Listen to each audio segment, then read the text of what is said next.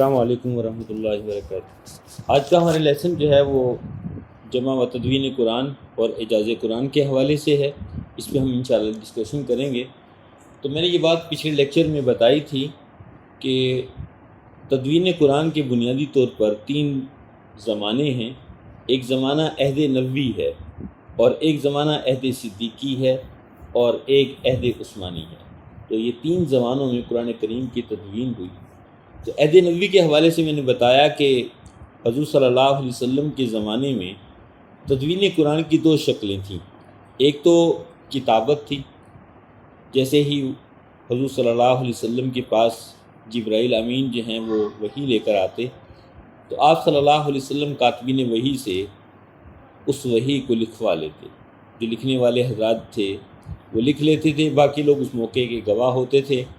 تو جن ہستیوں نے کتابت وحی میں حصہ لیا، علامہ حلبی کی تحقیق کے مطابق ان کی تعداد 42 ہے۔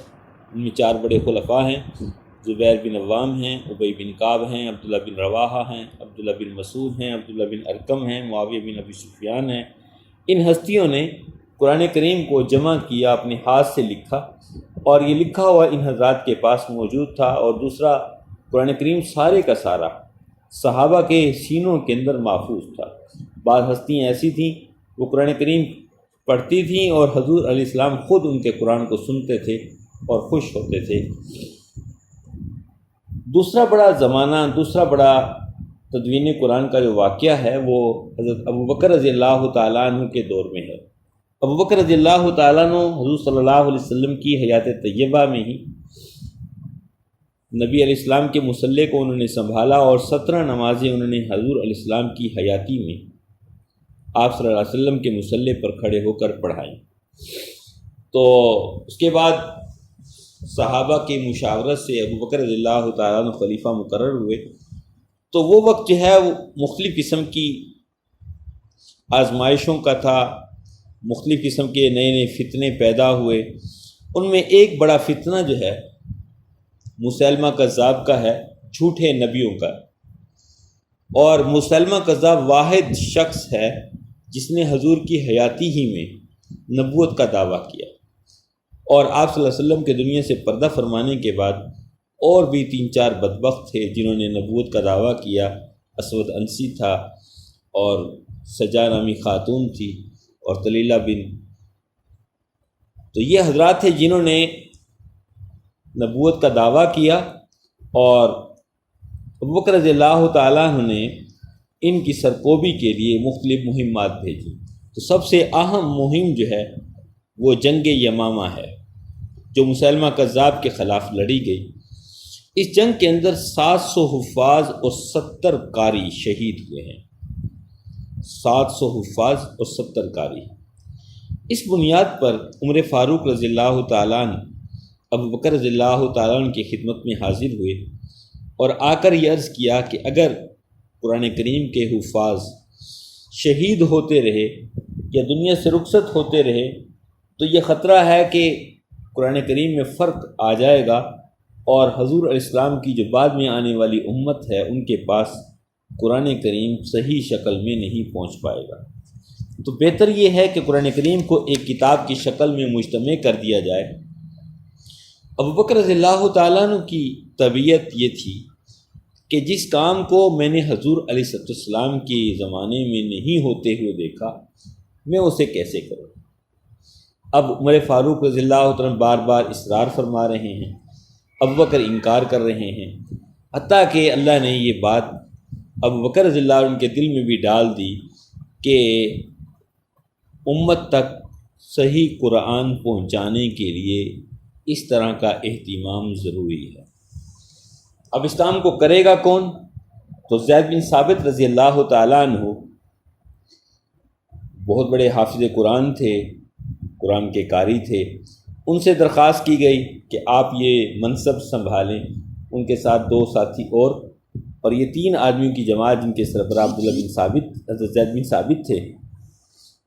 ان سے یہ کہا گیا کہ آپ یہ کام کریں، لیکن ان کا بھی وہی انداز کہ یا خلیفۃ الرسول، اگر آپ یہ مجھے فرمائیں کہ میں یہ پہاڑ سارے کا سارا اٹھا کر دوسری جگہ شفٹ کر دوں یہ بات میرے لیے ماننا قدر آسان ہے، بجائے اس کے کہ آپ وہ کام مجھے کہیں جس کام کو میں نے حضور علیہ السلام سے ہوتے ہوئے نہیں دیکھا، یہ میرے لیے مشکل ہے۔ اب یہ دونوں شیخین ابو بکر اور عمر رضی اللہ تعالیٰ عنہما ان کو عرض کر رہے ہیں، اور حتیٰ کہ اللہ نے یہ بات ان کے دل میں بھی ڈال دی اور وہ اس پر آمادہ ہوئے۔ ترتیب یہ بنائی گئی کہ ایک تو حضور صلی اللہ علیہ وسلم کے زمانے کا لکھا ہوا پیش کیا جائے گا، اور اس لکھنے کے وقت جو دو آدمی کم از کم بطور گواہ پیش کیے جائیں گے کہ ہمارے سامنے یہ قرآن کریم کا حصہ لکھا گیا، اور تیسری یہ شرط رکھی گئی کہ اس کو حفاظ کی یادداشت سے بھی تقابل کیا جائے گا کہ آیا جو حفاظ کے سینے میں ہے وہ بھی یہی ہے۔ تو اس طریقے سے کر کے ان متفرق اجزاء کو یکجا کیا گیا اور قرآن کریم کا ایک نسخہ تیار ہوا۔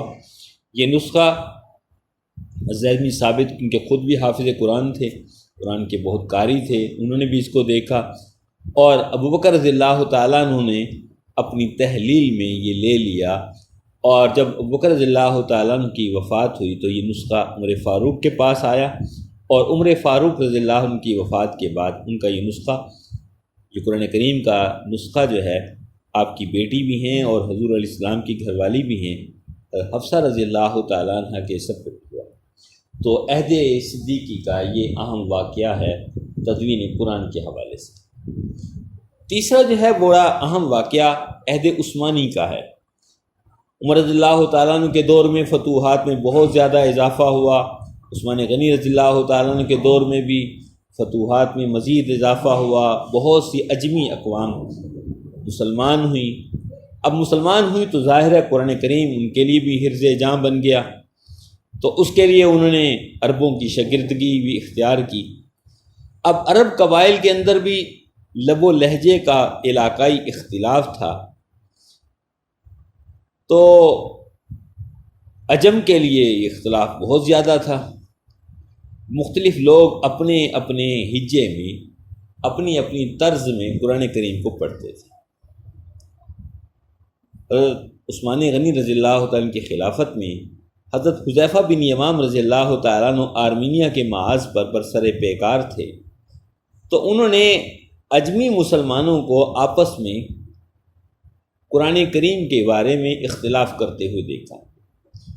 ہر آدمی اپنے اپنے لہجے میں قرآن کریم پڑھتا، اپنے لہجے کو تو درست بتاتا، دوسرے کو کہتا کہ آپ کا لہجہ ٹھیک نہیں ہے، حالانکہ لہجہ حقیقت میں دونوں کا ہی غلط تھا۔ تو ان کو بڑی فکر ہوئی کہ اگر یہ اختلاف چلتا رہا تو ابھی تو تھوڑا سا زمانہ گزرا ہے، کہیں ایسا نہ ہو کہ یہ ان کے درمیان ایک وسیع خلیج پیدا ہو جائے اور جس پر قابو پانا بعد میں مشکل ہو جائے۔ تو جب وہ حج پہ تشریف لائے تو عثمان غنی رضی اللہ تعالیٰ عنہ کو اس بارے میں عرض کیا کہ قرآن کریم کو ایک کی رات میں یکجا کیا جائے۔ ہمارے ہاں بھی یہ مسئلہ ہے کہ قرآن کریم کو پڑھنے کے اعتبار سے ہم پنجابی لوگ پنجابی کے ساتھ قرآن کریم پڑھتے ہیں، پنجابی کے لہجے میں پڑھتے ہیں، سرائکی کے لہجے میں پڑھتے ہیں، اور ایسے ہی انگلینڈ والے انگلش کے لہجے میں قرآن کریم کو پڑھتے ہیں۔ قرآن کریم جس انداز میں نازل ہوا عرب کے لہجے میں اور قریش کی لغت میں، اس طریقے سے قرآن کریم کا پڑھنا یہ اصل ہے۔ اور ہمارے ہاں یہ بہت بڑا اختلاف ہے، بہت بڑا مسئلہ ہے کہ لوگ اس کی طرف دھیان نہیں دیتے کہ ہمارا پڑھنا درست کیوں نہیں ہے، ہمیں اسے درست کرنا چاہیے۔ کسی قاری صاحب سے قرآن کریم کو باقاعدہ پڑھا جائے تو قرآن کریم کے الفاظ واضح ہوتے ہیں، تلفظ درست ہو جاتا ہے، لیکن دھیان نہیں ہے۔ جیسے بچپن میں قرآن کریم پڑھا، کسی حافظ سے پڑھ لیا، کسی گھر کی بوڑھی عورت سے قرآن کریم کو پڑھ لیا، تو وہ لہجے جو ہیں ہمارے ہاں مختلف انداز میں چلتے ہیں۔ ہم نے اکثر دیکھا کہ بڑی بوڑھی عورتوں کا انداز جو ہے وہ قرآن کو لہروں کی شکل میں پڑھنے کا ہے۔ الحمدللہ رب العالمین الرحمن الرحیم مالک یوم۔ اب بھئی کیا پڑھا جا رہا ہے؟ یہ قرآن تو نہیں ہے، قرآن تو اس طرح نہیں اترا۔ قرآن کا نزول، قرآن کو عرب کے لہجے میں پڑھنا یہ مقصود ہے۔ الفاظ کی ادائیگی درست ہو اور لہجہ درست ہو اس کی مشق ہے، اور یہ ہمارے ہاں قاری حضرات جو ہیں اس کی مشق کرواتے ہیں باقاعدہ کہ الف کیسے بولنا ہے، با کیسے بولنا ہے، تا کیسے، تا اور توئیں کا فرق کیسے واضح ہو، ہا اور ہا کا فرق کیسے واضح ہو۔ ایک ہا ہے اور ایک دو چشمی ہا ہے، اب ان دونوں کے درمیان فرق واضح ہو۔ جیسے قرآن کریم کا سورۃ فاتحہ کی پہلی آیت ہے الحمد للہ رب العالمین، اگر یہ ہا جو ہے اس کی جگہ دو چشمی ہا نکال دی جائے تو ویسے تو اس کا معنی ہے کہ تمام تعریفیں اللہ کے لیے ہیں جو سارے جہانوں کا پیدا کرنے والا ہے، پالنے والا ہے، لیکن اگر ہا دو چشمی نکالی جائے پھر معنی ہو جائے گا ساری ہلاکتیں اور بربادی نعوذ باللہ من ذالک اللہ کے لیے ہیں۔ اب یہ لفظ ایک لفظ کی فرق سے یہ معنی پڑ گیا، تو الفاظ کو صحیح پڑھنا۔ ایسے ہی ہمارے ہاں سورۃ ماعون کے اندر ارأیت الذی یکذب بالدین فذلک الذی یدع الیتیم، اور عام طور پہ بعض لوگ پڑھتے ہیں یدع الیتیم۔ اب آیت کا ترجمہ یہ ہے، کیا آپ نے ایسے شخص کو دیکھا ہے جو قیامت کے دن کو جھٹلاتا ہے اور یتیم کو دھکے دیتا ہے؟ اگر اس کو یوں پڑھا یدع الیتیم تو اس کا مطلب ہوگا جو یتیم کو کھانے کھلاتا ہے، کوئی بربادی بھی ہو اور یتیم کو کھانے بھی کھلائے۔ تو یہ معنی اور مفہوم کے فرق سے کہاں تک بات چلی جاتی ہے؟ تو اس لیے اس کی کوشش کرنا کہ صحیح قرات کے ساتھ قرآن کریم پڑھا جائے۔ اب جب یہ بات حضرت زید بن ثابت رضی اللہ عنہ کو عرض کی گئی کہ حذیفہ بن یمان یہ چاہتے ہیں، تو آپ نے ماشاءاللہ پہلے بھی قرآن کریم کے اوپر کاوش کی اور قرآن کو جو ہے آپ نے لکھا، تو یہ قریشی لغت کے ساتھ قرآن کریم کو مدون کیا جائے، دوبارہ سے لکھا جائے۔ تو انہوں نے جتنے صوبے تھے ان سب صوبوں کے اندر ایک ایک معیاری نسخہ اور ایک قاری، تاکہ لوگ ان کی اس قاری صاحب سے اور اس نسخے کے ذریعے سے قرآن کریم کو درست کریں۔ اس خدمت کی بنیاد پر حضرت عثمان غنی کو امت نے جو لقب دیا ہے وہ جامع القرآن ہے، کہ آپ نے پوری امت کو قرآن کی درست قرات پر جمع فرمایا۔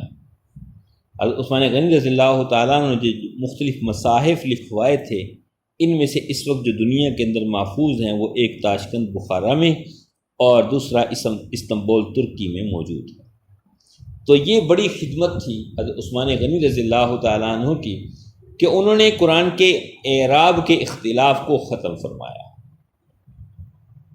اب اس کے علاوہ قرآن کریم جو ہے وہ لکھا جاتا تھا اس زمانے میں بغیر نکت کے اور بغیر اعراب کے، اس لیے کہ نکتوں کی اور اعراب کی ضرورت اسے ہوا کرتی ہے جو اہل زبان نہ ہو۔ عرب چونکہ اہل زبان تھے اس لیے جو ہے ان کو اعراب زبر زیر پیش اور جو ہے نکت کی ضرورت ہی نہیں ہوتی تھی، وہ بغیر نکتوں کے سمجھ لیتے تھے کہ یہاں کون سا لفظ آ سکتا ہے۔ تو جب عجم جو ہیں وہ اسلام کے اندر داخل ہوئے تو اجمیوں میں یہ بڑی دقت پیش آئی کہ یہاں لفظ کون سا ہے۔ جیسے ہم اردو میں ایک جملہ ہے، میں دکان پر سارا دن بیٹھا رہا، آج میری بکری اتنی ہوئی، اور ایک یہ ہے کہ میں نے عید کے موقع پر ایک بکری کو ذبح کیا۔ اب وہاں بکری اور بکری، بے کی زیر بے کی زبر، اہل زبان ہیں، ہمیں ضرورت ہی نہیں پڑتی کہ یہاں بکری بے کی زیر کے ساتھ لکھیں، زیر بھی ڈالیں، اور وہاں بکری ہے تو زبر ڈالیں بے کے اوپر، بلکہ ہم اہل زبان ہونے کی وجہ سے بکری کو بکری ہی پڑھتے ہیں اور بکری کو بکری ہی پڑھتے ہیں۔ لیکن جو اہل زبان نہیں ہوتے ان کو ظاہر ہے اس زبان کے اندر پڑھنے کے لیے ضروری ہے کہ وہاں واضح طور پہ بتایا جائے کہ یہاں بکری ہے یا بکری ہے۔ ایسے ہی قرآن کریم کے لیے جو عجم لوگ تھے ان کے لیے یہ بات بہت مشکل تھی کہ کس طریقے سے ہم قرآن کریم کو پڑھیں جبکہ نہ اس کے اوپر نکت ہیں اور نہ ہی اس کے اوپر اعراب ہے۔ تو حجاج بن یوسف، بعض روایات کے اندر آتا ہے کہ حجاج بن یوسف نے، اور بعض روایات میں آتا ہے حضرت علی رضی اللہ تعالیٰ عنہ کے شاگرد ابو الاسود دولی نے یہ کام کیا کہ قرآن کریم پر اعراب لگائے، نکت لگائے اور رموز اوقاف لگائے۔ یہاں ٹھہرنا چاہیے، یہاں ملانا چاہیے، یہاں ٹھہرنا چاہیے، یہاں ملانا چاہیے، یہاں اتنا سانس ہو، یہاں اتنا لمبا سانس لینا ہے، یہاں ہلکا سانس لینا ہے۔ تو یہ رموز اوقاف جو ہیں، جو آپ نے بھی دیکھا ہوگا، آیت کے آخر میں بعض جگہ توئیں لکھا ہوتا ہے، بعض جگہ جو ہے وہ جیم لکھا ہوتا ہے، بعض جگہ وقفہ لکھا ہوتا ہے، بعض جگہ سکتہ لکھا ہوتا ہے، بعض جگہ لا لکھا ہوتا ہے، بعض جگہ کاف لکھا ہوتا ہے۔ تو یہ رموز اوقاف جو ہیں، حضرت ابو الاسود دولی نے حضرت علی رضی اللہ تعالیٰ عنہ کے شاگرد ہیں، انہوں نے، اور بعض کہتے ہیں اموی خلیفہ حجاج بن یوسف نے لگائے، اور حجاج بن یوسف کے ہی زمانے میں وہ قوم ایک آئی جن کے بارے میں سورۃ کہف کے اندر آتا ہے، سورۃ کہف میں یا اس سے آگے پیچھے، کہ اللہ موسیٰ علیہ السلام جو ہیں تشریف لے جا رہے تھے اپنے شاگرد کے ساتھ۔ یہ 16واں پارہ شروع ہوتا ہے نا، اس کے آخر شروع میں واقعہ ہے کہ وہ تشریف لے کے جا رہے تھے، تو ان کے ساتھ ان کا ایک مرید تھا، صحابی تھا، کھانا بھی انہوں نے اپنے ساتھ رکھا ہوا تھا، تو کھانا راستے میں کھا لیا، آگے گئے ایک بستی کے پاس، تو انہیں شدید بھوک لگی ہوئی تھی، سفر کافی لمبا ہو گیا تھا، تو انہوں نے بستی والوں سے یہ تقاضا کیا کہ ہم دور دراز کے رہنے والے ہیں، یہاں سے گزر رہے تھے، ہمیں بھوک لگی ہے، آپ ہمیں کھانا کھلائیں۔ تو بستی والوں نے انکار کر دیا، فَأَبَوْا أَن يُضَيِّفُوهُمَا، بستی والوں نے ان دونوں ہستیوں کو کھانا کھلانے سے انکار کر دیا۔ تو حجاج بن یوسف کے پاس وہ لوگ آئے اور انہوں نے آ کر یہ کہا کہ آپ قرآن کریم کے اوپر نکت لگا رہے ہیں، آپ ہم سے جو مرضی اس کا صلہ لے لیں، آپ اس با کے نقطے کو تاکہ 2 نقطوں کے ساتھ تبدیل کر دیں، معنی یہ بن جائے گا فَأَتَوْا أَن يُضَيِّفُوهُمَا، کہ بستی والوں نے ان کو کھانا دے دیا، وہاں ہے کھانا دینے سے انکار کر دیا۔ تو حجاج بن یوسف نے کہا کہ تمہارے اندر یہ جرت کیسے ہوئی کہ تم مجھے اس بات کی پیشکش کرو، اور ان کو سخت ان سے ناراض ہوا اور ان کو ڈانٹ ڈپٹ کر بھگا دیا۔ اعراب کی ایک شکل یہ ہے کہ قرآن کے اوپر حمزہ، مد، تشدید اور جزم لگے، تو یہ علامات ایجاد کرنے کا سیرا مشہور نحوی ہیں خلیل بن احمد فراہیدی۔ 71 ہجری میں انہوں نے یہ خدمت سر انجام دی۔ اس طریقے سے قرآن کریم ہر قسم کے تغیر سے محفوظ ہوا۔ تو یہ قرآن کریم کے اوپر اعراب اور نکت کا کام ہوا۔ تو یہ تدوین قرآن کا ایک بہت بڑا واقعہ ہے۔ ہمارے ہاں عام طور پہ اس پہ سوال بھی آتا ہے کہ تدوین قرآن پہ نوٹ لکھیں یا تدوین قرآن کے مختلف زمانوں کے اوپر بات کریں۔ تو عہد نبوی کا واقعہ جو ہے وہ تو ظاہر حضور صلی اللہ علیہ وسلم کا 11 نبوی تک رہا، اس کے بعد عہد صدیقی آیا تو 11 ہجری تک رہا، اور عہد صدیقی کا 13 ہجری تک رہا۔ عثمان غنی رضی اللہ تعالیٰ عنہ نے جو کام کیا ہے، یہ واقعہ جو ہے یہ حضرت عثمان غنی رضی اللہ عنہ کی شہادت تک اسے سمجھ لیا جائے، اور حضرت عثمان کی شہادت ہوئی ہے 35 ہجری میں۔ اور جو قرآن کریم کے اوپر نکت لگائے گئے، یہ آپ کے شاگرد علی رضی اللہ عنہ کے شاگرد ہیں، انہوں نے یہ کام شروع کیا۔ تو 42 ہجری میں قرآن کریم کے اوپر نکت لگائے گئے، 42 ہجری میں، اور اس کے بعد پھر حجاج بن خلیل بن احمد فراہیدی نے جو کام کیا یہ 71 ہجری میں۔ تو یہ بڑا اہم واقعہ تھا۔ اس کے بعد جو ہے آج کے زمانے میں موجودہ حالات میں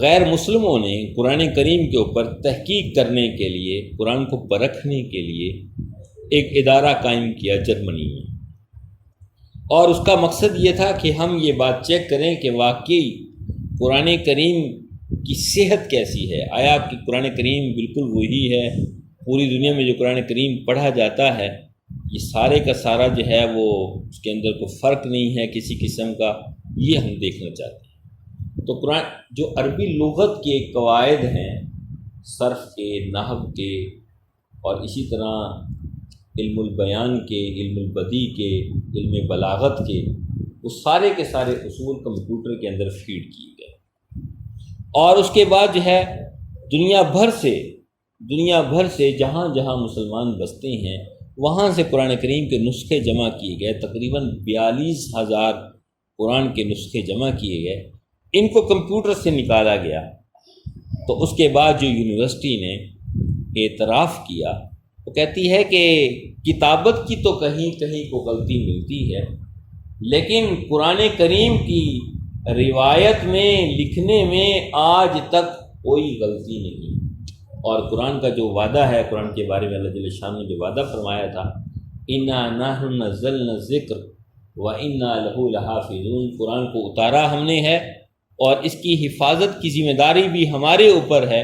اللہ نے یہ وعدہ اپنا پورا فرمایا۔ تو قرآن کریم آج بھی اپنی اصلی شکل کے ساتھ دنیا بھر کے اندر موجود ہے۔ تو یہ ہمارا ایک اہم چیپٹر تھا۔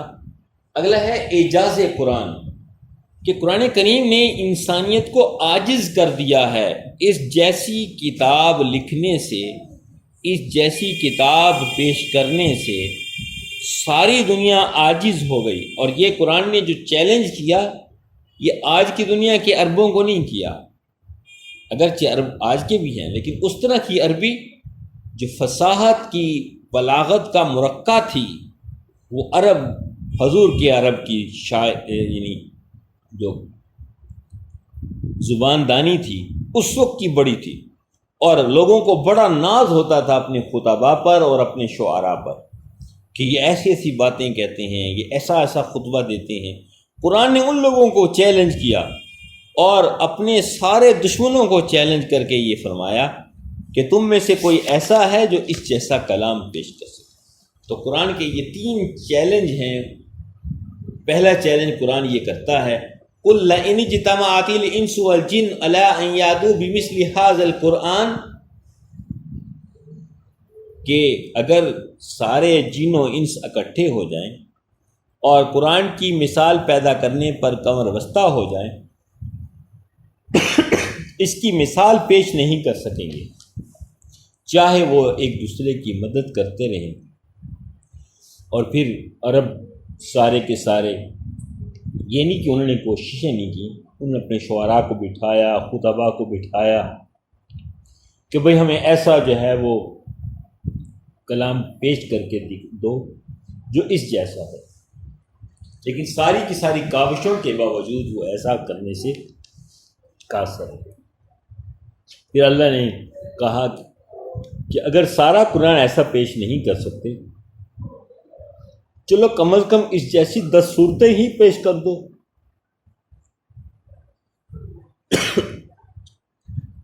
ام یقولون افترا، کہ یہ لوگ ہمارے دشمن، قرآن کے دشمن یہ کہتے ہیں کہ پیغمبر نے اس کو خود گھڑ لیا ہے۔ قل فاتوا بعشر سور مثلہ مفتریات وادعوا من استطعتم من دون اللہ ان کنتم صادقین۔ آپ فرما دیں اگر تم سچے ہو، خود سے ایسا کلام گھڑا جا سکتا ہے تو تم بھی اس جیسی 10 صورتیں لے آؤ۔ اب یہ 10 صورتیں لانا ان سے تو یہ بھی نہ ہو سکا، ساری کاوشوں کے باوجود وہ اس دوسرے چیلنج میں، پہلا تھا پوری کتاب کے مقابلے میں کتاب لاؤ، اب چلو تخفیف کر دی، چلیں ٹھیک ہے ساری کتاب نہیں لا سکتے، اس جیسی 10 صورتیں لے آؤ۔ جب کفار یہ بھی نہ کہہ سکے تو اللہ نے اتمام حجت کے طور پر، حجت کو مکمل کرنے کے لیے فرمایا فَأْتُوا بِسُورَةٍ مِّن مِّثْلِهِ، کہ چلیں ایک صورت ایسی لے آؤ۔ لیکن قرآن اپنا یہ چیلنج دیتا ہے، اور یہود و نصارہ، مشرکین، ملحدین، مشرکین مکہ اپنی ساری چیزوں کے باوجود، ساری کاوشوں کے باوجود اس کے مقابلے میں اپنا کوئی کلام پیش نہ کر سکے۔ حتیٰ کہ ایک بہت بڑے شاعر تھے، انہوں نے جب یہ سورت کوثر کی آیات سنی لبید عرب کا بہت بڑا شاعر ہے، دور جاہلیت کے اندر اس کی شاعری کی بڑی مانگ تھی۔ جب اس نے کہیں پر یہ صورت لکھی ہوئی دیکھی، انا اعطیناک الکوثر فصل لربک وانحر ان شانئک هو الابتر، تو لبید شاعر کہنے لگا ما ھذا کلام البشر، یہ کسی انسان کا کلام ہو ہی نہیں سکتا، یہ کسی انسان کا کلام ہو ہی نہیں سکتا۔ خود ابو جہل کا بیٹا اکرمہ اسلام لے آیا، جب قرآن پڑھتا تھا اس وقت کہتا تھا کہ یہ اللہ کے علاوہ کسی کا کلام نہیں ہو سکتا۔ مسلمان ہو گئے تھے اکرمہ رضی اللہ تعالیٰ، تو وہ بھی یہ کہتے تھے کہ قرآن کسی بشر کا کلام ہے، کہ ہم نے بڑے بڑے کلام پیش کیے، بڑے بڑے کلام ہم نے سنے ہیں، لیکن ایک ایسا کلام جو انسانی عقلوں کو باندھ دے اور وہ اس کے آگے کوئی اس طرح کی کوئی بات پیش ہی نہ کر سکیں، تو یہ کسی انسان کا نہیں ہے، یہ اللہ عز و جل کا کلام۔ اگر ہم یہ بات دیکھیں کہ آخر قرآن کے اندر ایسی کون سی چیز ہے جو بڑی بڑی جو ہے کسی انسان کو اس جیسا کلام پیش کرنے سے عاجز کر دیتی ہے، تو ان میں قرآن کا اعجاز کا ایک پروف یہ ہے کہ قرآن مختصر اور مدلل انداز میں گفتگو کرتا ہے، مختصر اور مدلل، بہت بڑے بڑے مضامین کو تھوڑے سے جملے کے اندر سمو دیتا ہے۔ جب حضور علیہ السلام نے فرمایا کہ انسان مرنے کے بعد دوبارہ زندہ ہوگا، اب اس پہ مشرکین مکہ بڑے حیران ہوئے اس بات پر کہ واقعی انسان مرنے کے بعد زندہ ہو سکتا ہے۔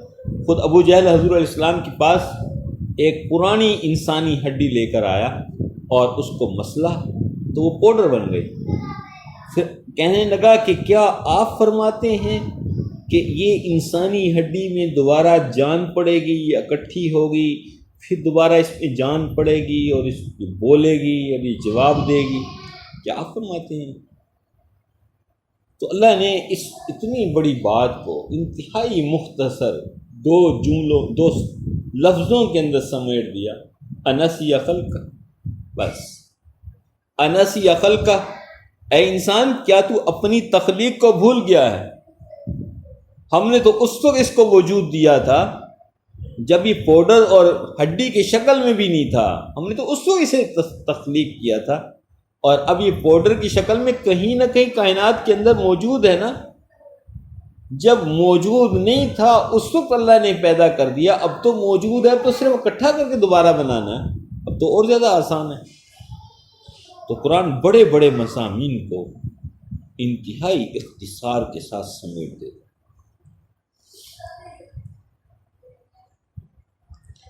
دوسری بڑی خوبصورتی قرآن میں نظم کلام ہے۔ قرآن ایک موضوع کو شروع کرتا ہے، ایک آیت دوسری آیت کے ساتھ ایسی گھومی ہوئی ہوتی ہے، جڑی ہوئی ہوتی ہے، ایک گفتگو کے اندر ایک ایسی روانی ہوتی ہے کہ معلوم ہوتا ہے کہ شاید یہ آیت بنیادی نقطہ ہے، یا شاید یہ آیت بنیادی نقطہ ہے، یا یہ آیت بنیادی نقطہ۔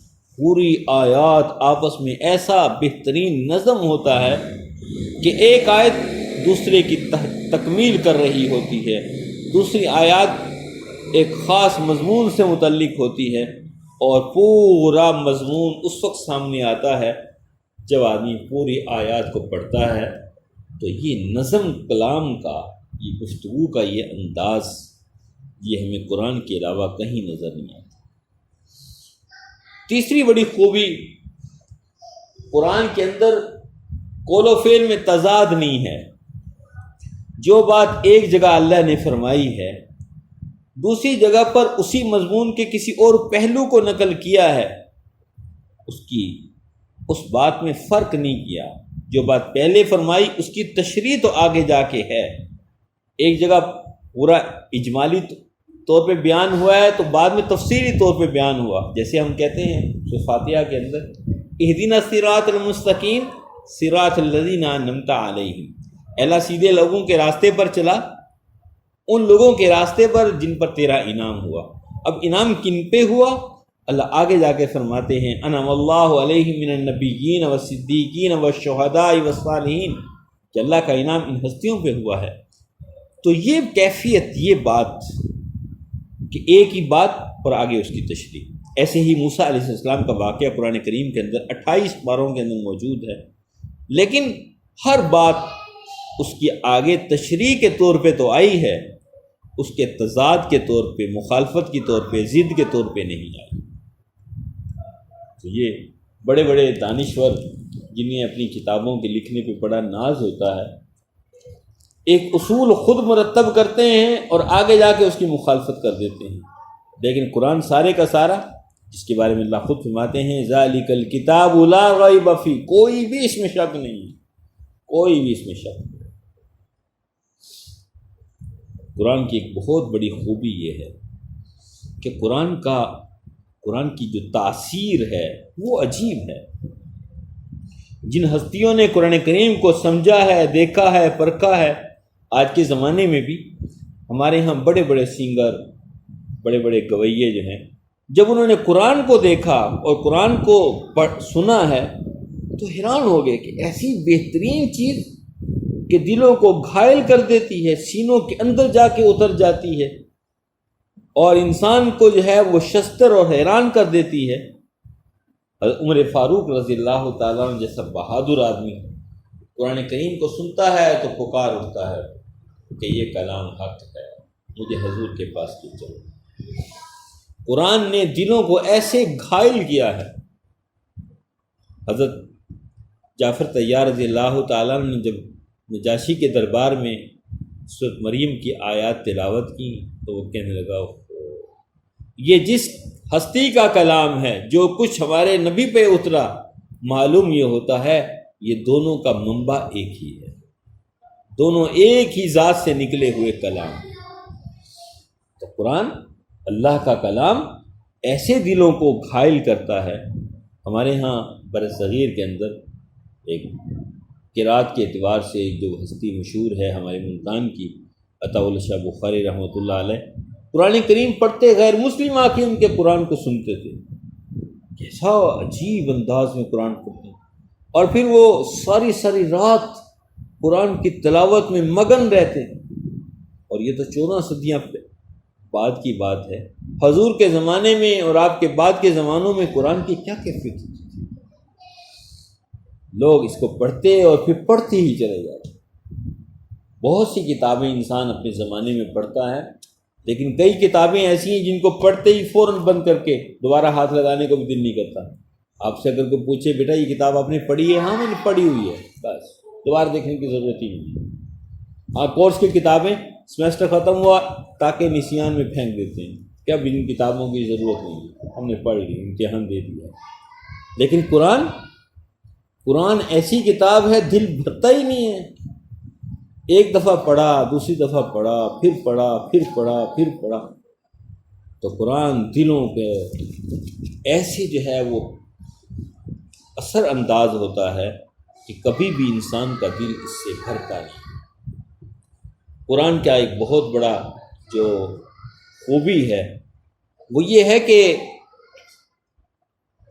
یہ سارے کا سارا قرآن ایک خاص اسلوب کے اندر ہے، اس کو نہ آپ شاعری کہہ سکتے ہیں اور نہ اس کو آپ کوئی کلام کہہ سکتے ہیں، بلکہ یہ جو ہے دلوں کو ایسے گھائل کرتا ہے کہ شعراء تلاش کرتے رہتے ہیں کہ اگر شاعری ہے تو شاعری کہاں سے شروع ہوئی اور کہاں ختم ہوئی۔ اور جو بڑے بڑے خطیب ہیں جن کا انداز ہوتا ہے بڑے بڑے مضامین لکھنا، وہ دیکھتے ہیں تو وہ سمجھتے ہیں کہ یہ شاید کلام ہے ہماری طرح کا، لیکن قرآن ان دونوں چیزوں سے ہٹ کے ہے، نہ شاعری ہے اور نہ ادب ہے۔ قرآن کا انداز ان دونوں سے یکسر مختلف ہے، اور قرآن کے اندر اللہ جل شانہ نے اتنے مضامین کو اکٹھا کر دیا ہے، اتنے ہمارے ہاں جو علوم مختلف دنیا کے اندر پائے جاتے ہیں، قرآن میں ایک کتاب کے اندر اللہ نے اتنے علوم جمع کر دیے ہیں کہ جتنا بھی آدمی اس کو بیان کرنا چاہے انسان اس سے اگتا نہیں سکتا۔ اس کی ترکیب، اس کی تاثیر، اس کی فصاحت، اس کی بلاغت، اس کے الفاظ اور معانی کی نظیر۔ قرآن ایک عجب کلام ہے جس میں ہر قسم کا مضمون موجود ہے۔ اگر آپ اس میں بایو کو تلاش کرنا چاہیں، فزکس کو تلاش کرنا چاہیں، کیمسٹری کو تلاش کرنا چاہیں، ایسے ہی اور دیگر جتنے بھی ہمارے ہاں علوم ہیں، سیاست ہے، سیاحت ہے اور مصوری ہے، ہر اعتبار سے قرآن ایک زبردست جامع کتاب ہے جس کے اندر اللہ نے سارے کے سارے علوم کو یکجا کیا ہے۔ تو قرآن کریم کی جامعیت اور قرآن کریم کا جو اعجاز ہے، یہ اس کی وجوہات ہیں جن کی بنیاد پہ ہم یہ کہہ سکتے ہیں کہ اگر کوئی کتنی ہی کوشش کر لے، ان سارے علوم میں مہارت بھی پیدا کر لے، پھر بھی وہ قرآن کریم جیسی کتاب پیش کرنے سے عاجز رہے گا۔ اور اتنی ساری کاوشوں کے باوجود بھی قرآن جیسی کتاب کوئی بھی پیش نہیں کر سکتا۔ قرآن نے دلوں کو ایسے جو ہے وہ گھائل کر دیا ہے، دلوں کو ایسے متاثر کر دیا ہے کہ یہ کتاب جو ہے دنیا اور آخرت کی سارے مسائل کا، مشکلات کا اس کے اندر حل موجود ہے۔ زندگی کے اندر ہر موڑ پر انسان کو جن جن مسائل سے واسطہ پڑتا ہے، قرآن بہترین حل ہے اس میں۔ بڑے بڑے لوگوں نے قرآن کریم سے اپنے مسائل کو اور اپنے حالات کو درست کرنے کے لیے تدابیر کی، اور قرآن نے ہر موقع پر ان کی رہنمائی کی۔ تو یہ قرآن کے ساتھ دل لگانا اور قرآن کو اپنا بنا کے قرآن کو روزانہ کی تلاوت کا حصہ بنانا، روزانہ کے معمولات میں اس تلاوت کو داخل کرنا، یہ ہمارے ذمہ ہے۔ آج دنیا بھر کے اندر سب سے زیادہ جو کتاب پڑھی جاتی ہے وہ قرآن۔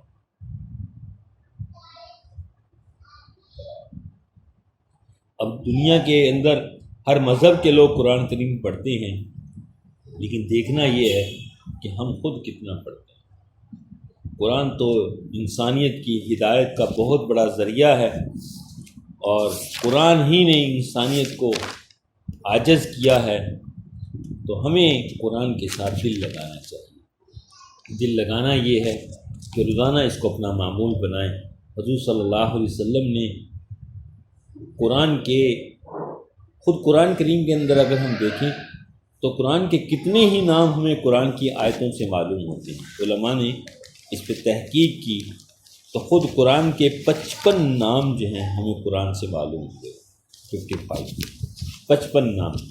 قرآن کو کتاب کہا گیا، قرآن کو نور کہا گیا، قرآن کو حمید کہا گیا، قرآن کو برہان کہا گیا، قرآن کو بیان کہا گیا، قرآن کو جو ہے روشنی کہا گیا، قرآن کو ہدایت کہا گیا، قرآن کو حمید کہا گیا، قرآن کو مجید کہا گیا، قرآن کو جو ہے وہ شفا کہا گیا، قرآن کو جو ہے وہ ضابطہ حیات کہا گیا۔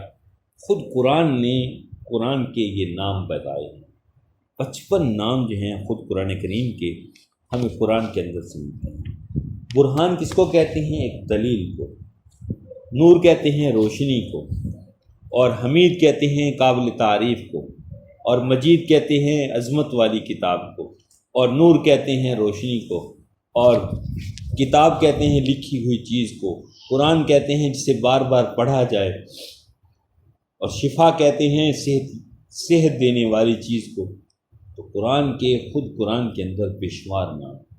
تو ضروری ہے کہ ہم قرآن کے ساتھ اپنا تعلق استوار کریں، اور بہترین شکل اس کی یہی ہے کہ روزانہ کا ایک پارہ قرآن کریم کی تلاوت میں صرف کیا جائے، اور اس کو دیکھا جائے کہ ہماری تلاوت جو ہے وہ قرآن کریم کے اعتبار سے کتنی ہو رہی ہے، اور ہم کتنا جو ہے اس قرآن کے اندر اپنے آپ کو مصروف کر پاتے ہیں۔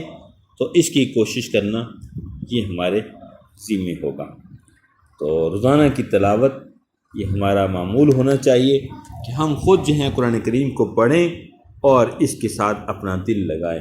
جن لوگوں نے قرآن کریم کے ساتھ دل لگایا ہے، قرآن نے ان کو پھر نوازا بھی ہے، قرآن نے ان کے ساتھ ان کے حالات کو سنوارا بھی ہے، اور قرآن کے ذریعے سے ان کی دنیا اور آخرت کے مسئلے بھی حل ہوئے ہیں۔ تو ہمیں بھی قرآن کے ساتھ دل لگانا ہے۔ اس کے بعد ہمارا اگلا چیپٹر ہوگا علوم قرآن کے حوالے سے، انشاءاللہ ہم اس پہ ڈسکشن کریں گے۔ اللہ ہم سب کا حامی ناصر ہو۔ امید ہے کہ آپ لوگ کتابوں سے اس کو دیکھ بھی رہے ہوں گے اور اس کو یاد کرنے کی کاوش بھی ساتھ ساتھ کریں گے، کیونکہ یہ بات طے شدہ ہے کہ جیسے ہی کالج اوپن ہوں گے ہو سکتا ہے مڈ کی فوراً تیاریاں شروع ہو جائیں۔ تو آپ حضرات جو ہیں یہ نہ سمجھیے گا کہ یہ اوقات ہمارے ضائع ہوتے رہے، کوئی بات نہیں، بلکہ یہ دیکھ کے آپ اسٹڈی کریں کہ جیسے ہی ہمارا 15 اگست ستمبر کو کلاس شروع ہوتی ہے تو ہمیں 5-7 دن کا موقع ملے گا اور ہمارے مڈ سر پہ ہوں گے۔ تو اس لیے جو ہے ان اوقات کو صرف سننے کے حد تک نہ رکھیں بلکہ اس کو یاد بھی کریں۔ ان کی جو ٹاپک ہیں، ان کی جو اہم باتیں آپ محسوس کرتے ہیں، کتاب سے ڈسکشن کریں، کتاب سے دیکھیں اور ساتھ ساتھ جو ہے اس کو اپنے یاد کرنے کی بھی کوشش کریں۔ اللہ ہم سب کا حامی ناصر۔ السلام علیکم۔